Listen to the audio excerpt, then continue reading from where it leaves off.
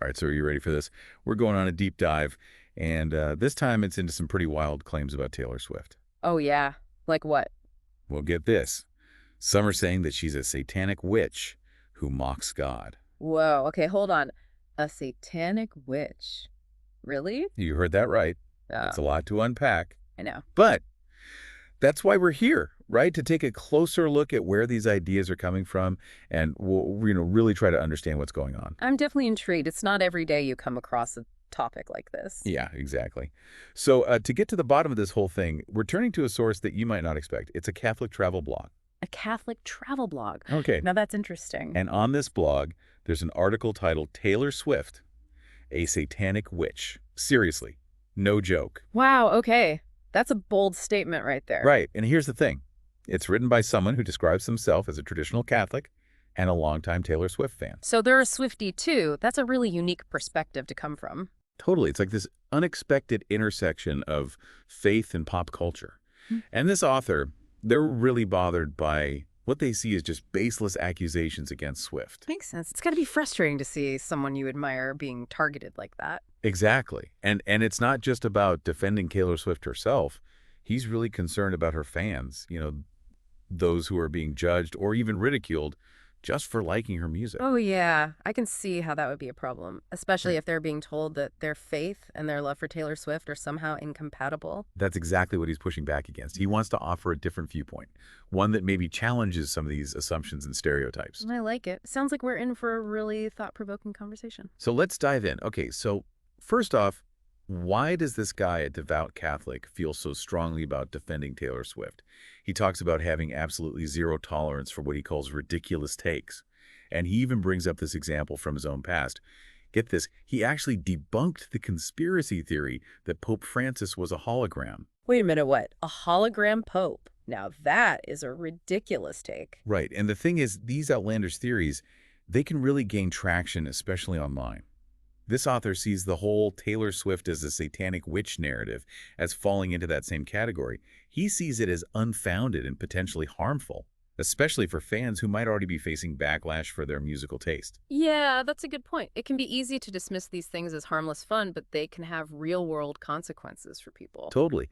And, to further illustrate his point, he even shares this personal story. He got some serious heat online after posting about going to Taylor Swift's concerts in Paris. Oh, wow. So people were actually coming after him just for being a fan. Yeah. And it's not an isolated incident either. He sees it as part of a larger pattern of fans being told that enjoying her music somehow clashes with their Catholic faith. That's really messed up. It's like they're being forced to choose between their faith and their love for music. And that's exactly what he's trying to challenge. He even addresses the argument that Swift's stance on issues like abortion and gay rights is incompatible with Catholic teaching. Oh, yeah. That's a big one. It's definitely a sensitive and complex issue. Absolutely. But he makes this really thought-provoking counterpoint. He's like, okay, if that's the standard, then shouldn't we also be boycotting companies like Apple, Amazon, PayPal, all these companies that hold similar stances on these issues? That's a good point. So many people use those companies every day without even thinking about it. Right. It makes you think about, where we draw the line and how we apply our values in a consistent way. Yeah, it's definitely more nuanced than just saying you can't be a Catholic and a Taylor Swift fan at the same time. Exactly. It's about recognizing those complexities. Now, he also tackles another criticism that he gets, and this one's about posting about Taylor Swift on a Catholic-themed account. Oh, wow. So people are giving him a hard time for that, too. Oh, yeah. Some folks think it's just plain inappropriate, or that it somehow, undermines his religious identity. It's interesting how people can be so quick to put things into these separate boxes. Like you can't be both a devout Catholic and a fan of pop music. Right, and he pushes back against that hard. He says he posts about all sorts of things. He enjoys food, drinks other music, and that none of it diminishes his Catholic faith one bit. I can see what he's coming from. It's about living an integrated life, right? Where your faith isn't this isolated thing, but it informs all aspects of who you are. Exactly. And here's where it gets really interesting. He argues that he's actually using his platform as a way to evangelize. Evangelize through Taylor Swift posts. Now, how's that work? Well, he figures that by commenting on posts about or her, he's attracting fans, Swifties, as they're called, to his account. And there they might encounter his content about Catholicism. Okay, so it's kind of like a subtle way of introducing people to his faith. Yeah, exactly. It's about finding those common interests, those points of connection, and then using them to spark conversations that might not have happened otherwise. That's actually pretty clever. It's a different way of thinking about evangelization. Right, and it shows how you can engage with pop culture in a way that's both authentic to yourself and maybe even opens up opportunities for dialogue. I'm really curious to see where this goes. So we've got a Catholic Swiftie who's using his platform to defend Taylor Swift and maybe even evangelize a little along the way. What's next? Well, now it's time to tackle the accusations head on. Let's start with the claim that Taylor Swift is satanic. Okay, let's do it. Break it down for us. What's the evidence? Well, the author points out that Swift has actually publicly identified as Christian. Yes. And more than that, she was raised Catholic. He even digs into some details about her upbringing, like she used to sing in the church choir with her grandmother, who's a devout Catholic and an opera singer. Wow, so she comes from a pretty religious background then. Yeah, and it doesn't stop there. She went to a Catholic Montessori school that was run by nuns, and later on she was homeschooled through a private Christian program. Okay, so the satanic thing isn't really adding up so far. Right, it's like, why are we even talking about this? Right. But it's important to address these claims head on because they're out there. Yeah. And the author wants to provide that context, show people that there's more to the story than these surface level accusations. I'm with you on that. Context is everything. Exactly. And he even takes on this whole satanic imagery argument that some people are making based on a scene from Swift's Karma music video. Oh, yeah, I think I saw that one. She's wearing a devil mask, right? That's the one. And some are claiming that it's proof that she's embracing satanic beliefs. But the author provides the context for that scene and explains that the video is actually about Swift reclaiming her narrative after the whole Kanye West feud. Oh, right. That was a whole thing. Major drama. And, in the aftermath, she faced a lot of negativity from the media and the public. So the devil mask, in this context, it represents that demonization. It's not about her actually embracing satanic beliefs. So it's more like she's taking back control after being demonized by others? Exactly. It's a powerful message about resilience and, kind of turning the tables on those who tried to tear her down. I can see how that would resonate with a lot of people. And he also debunks this other claim about a satanic hand gesture that some people say she uses in her shows. Turns out it's actually American Sign Language for I love you. Oh, wow. Talk about a misinterpretation. It just goes to show how easily things can get twisted out of context. Absolutely. And speaking of context, let's move on to the claims that Taylor Swift is a witch. Okay, now this one I'm actually really curious about. Yeah, it mainly stems from her music video for Willow, which does feature some depictions of witchcraft. I remember that video. It's got that kind of mystical, witchy vibe going on. Yeah, but the author makes this brilliant comparison. He brings up the Lord of the Rings, with all its magic and wizards. Okay, I see where you're going with this. Right. Nobody's out there accusing Tolkien of promoting witchcraft because it's clearly fantasy. So he applies that same logic to Swift's Willow video. It's a fictional story, and it actually portrays witchcraft in kind of a sad and desperate light, not as something glorious or, something to aspire to. It's a good point. Why do we tend to interpret magic and witchcraft differently when it comes to female artists? Is there a double standard at play here? It's definitely something to consider. He also addresses that one playful social media post where Swift jokingly refers to herself as a witch while promoting the Willow track. I vaguely remember that. It seemed pretty tongue-in-cheek to me. Yeah, exactly. He emphasizes that it was clearly a marketing tactic, not some kind of declaration of her actual beliefs. Social media can be so tricky like that. It's all about image and presentation. Totally. You can't always take everything at face value. And to further illustrate this point, he brings up this quote from an exorcist who was actually concerned about the Willow video. Whoa, an exorcist? Okay, now that's taking things to another level. Right. This exorcist was specifically worried about the orbs and capes in the video. They thought it could invite demons in. Okay, that's a bit much. The author counters that by saying, well, hey, what about all the magic in the Lord of the Rings? Why aren't we worried about that inviting demons in? It seems like there's this different standard being applied. Yeah, it makes you wonder if Swift is being judged more harshly because she's a woman and a pop star. It's a valid question. So we've addressed the satanic claims and the witch claims. Are you ready to dive into the last accusation? Bring it on. What else have we got? All right, so this one's about Taylor Swift's new album. And the claim is that it mocks God. Okay, now that one I'm really interested in. I'm a big fan of her music, and I haven't really picked up on that vibe at all. Yeah, the author was pretty confused by it too. Yeah. And he suspects that it's coming from people taking lyrics out of context. It wouldn't be the first time that's happened with a musician. Exactly. And, to be fair, he does acknowledge that Swift has used some language in a previous song that could be considered offensive, but he clarifies that the songs on her new album don't contain anything similar.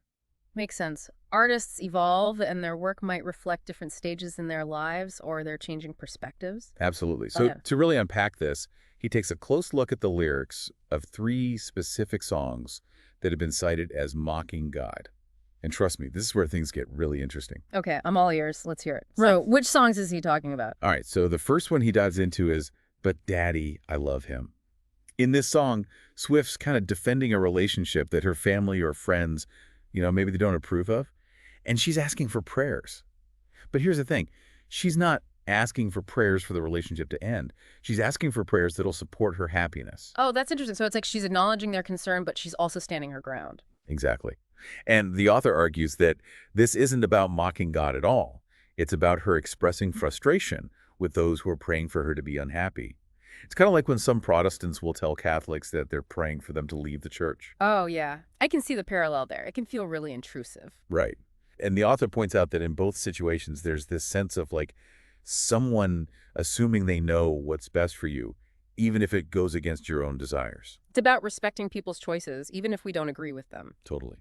Okay, so the next song he analyzes is "I Can Fix Him." No, really, I can. And this one's about Swift initially believing that she can fix her partner all on her own, but then she comes to realize that she actually needs help. It's a classic tale as old as time. The struggle to let go of control, to admit that we need help. It's something we all go through in some way or another. For sure. And the author argues that this song is actually reflecting that recognition of our limitations, which, aligns with the Christian belief in needing God's grace. It's not about mocking God. It's about acknowledging that we can't always do things on our own. There's definitely a humility in that realization. It's recognizing that we're not all powerful or all knowing. Right. It's a very human experience. Hmm. Okay, so the last song he breaks down is "Guilty as Sin," and he describes this one as the most Catholic of the 3.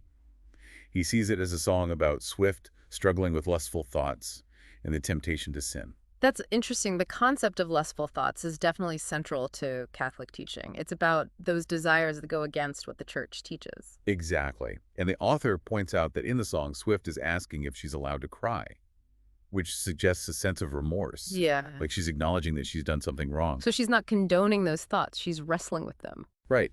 And the author argues that this completely contradicts the idea that she's mocking God.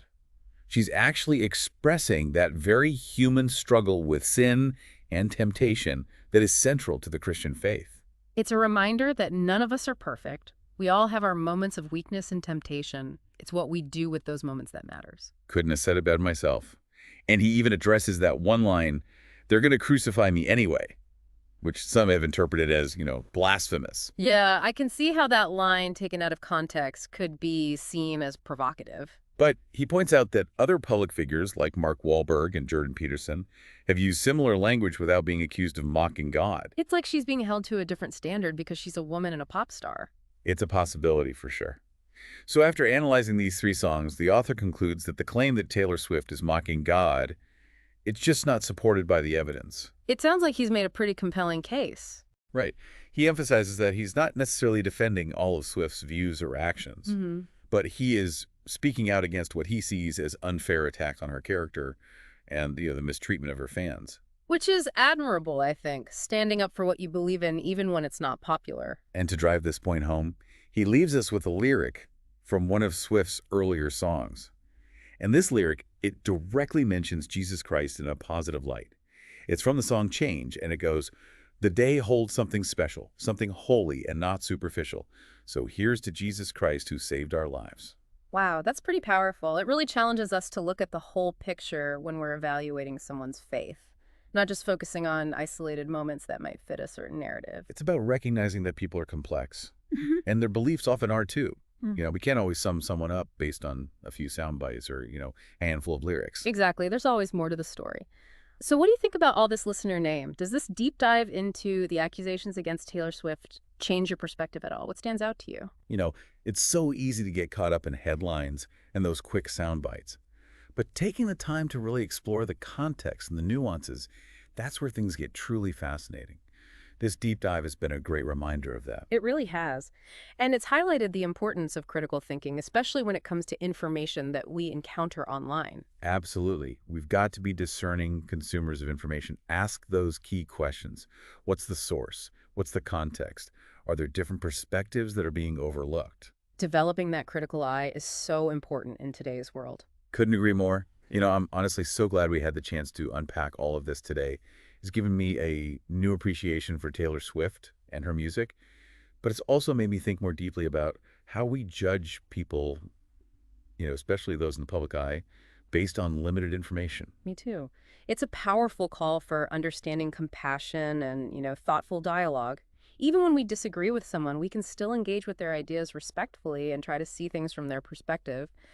And sometimes it's about being open to being surprised.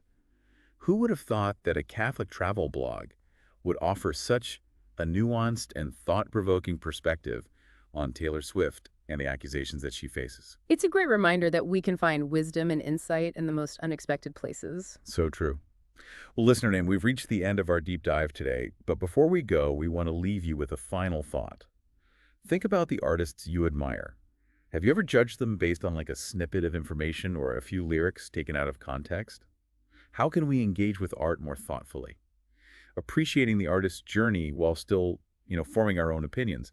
Those are some things that we hope you'll continue to reflect on. It's an ongoing process, right? To keep questioning, keep exploring, keep learning, and that's what the deep dive is all about. Thanks for joining us. Yeah, it really makes you think, about how quick we are to make judgments based on these little snippets of information. Seriously.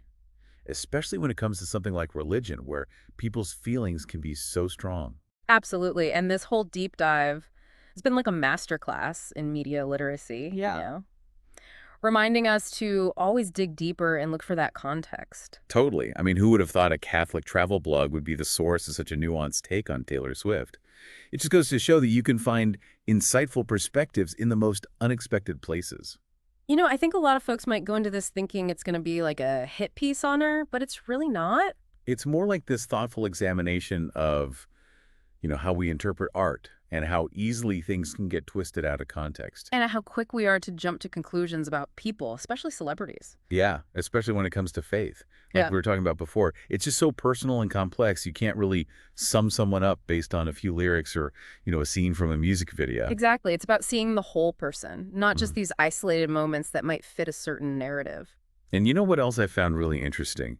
The way this author talks about using his platform to engage with fans and maybe even, open up conversations about faith. Yeah, that's pretty clever. It's not your typical approach to evangelization. Right. It's more about finding common ground, building relationships, and meeting people where they are. Which is ultimately what it's all about, right? Connecting with each other and having those meaningful conversations. So, listener name, I guess the question we're left with is this. How can we be more mindful about the way we consume information? How can we challenge ourselves to look beyond the surface and really engage with those different perspectives? And how can we approach art and, creative expression with a little more curiosity and a lot less judgment? Those are definitely some things worth pondering. And on that note, I think it's time to wrap up our deep dive for today. Thanks for joining us on this wild ride. It's been a fascinating conversation. We always say that the best deep dives are the ones that leave you with more questions than answers. And I think this one definitely fits the bill. Yeah, for sure. So keep those questions swirling, keep exploring, keep learning. And we'll see you next time for another deep dive into a topic that's sure to get you thinking.